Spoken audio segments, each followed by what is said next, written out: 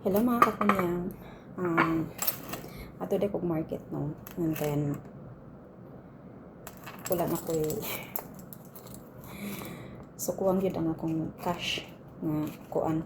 So tay daghang coins gamit kayo ni. Mo ni akong coins. Kay kung naay mga coins akong kuan, ako mang i-sod ani. Isod na kog box hangtod matigom. And then mag-ihap ta kay matukog market.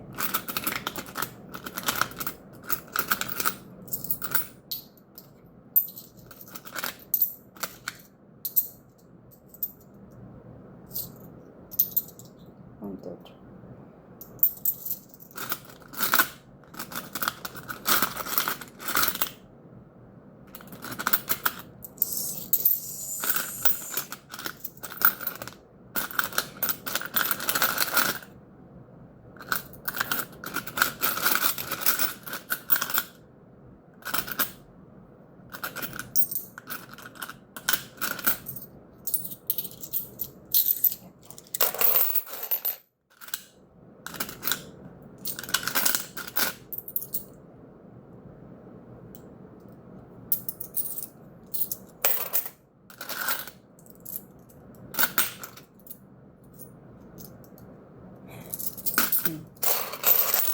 So, nakuha ko 100 kay kuan ra may akong paliton.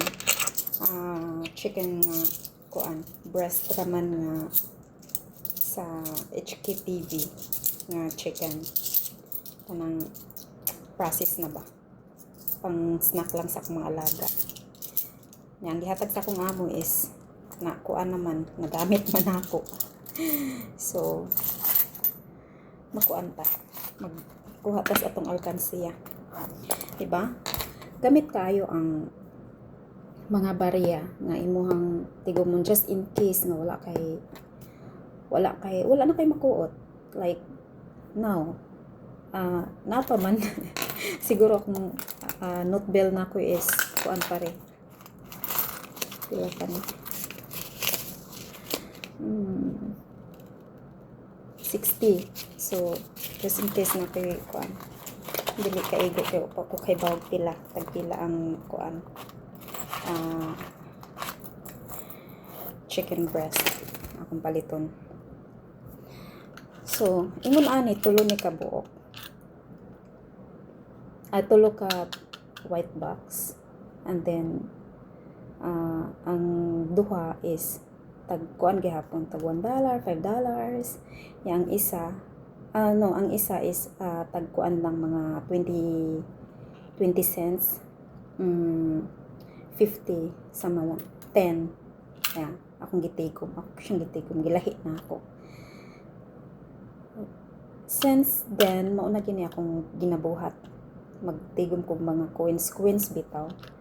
Kay di matagan, mahutdan ka. Labi na sweldo nimo is monthly. Mahutdan ka. So, nagi kay makuot. Nagi kay makuan ba. So, kanina just emergency purposes lang ni siya. Gamit kayo ang barya. Yeah. As in, gamit kayo.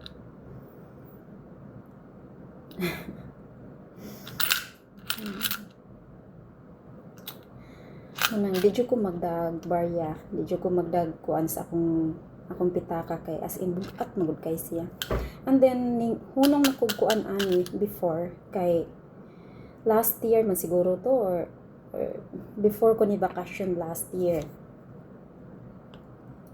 Akong gikuan pa ilisan ako sa 7-Eleven or sa Circle K. Akong gipailisan. Dili gid sila mo ilis nga kanang as in bulto jud bitaw. Mo ilis man sila test butal like 150 ana. Mo ilis sila ana pero 100 mo ana. Naagid sila limit. Pero kuan na gani ngun ano na gani wala na jud. So mao na ni mga kakunya. Maadto na ko. And thank you. Bye.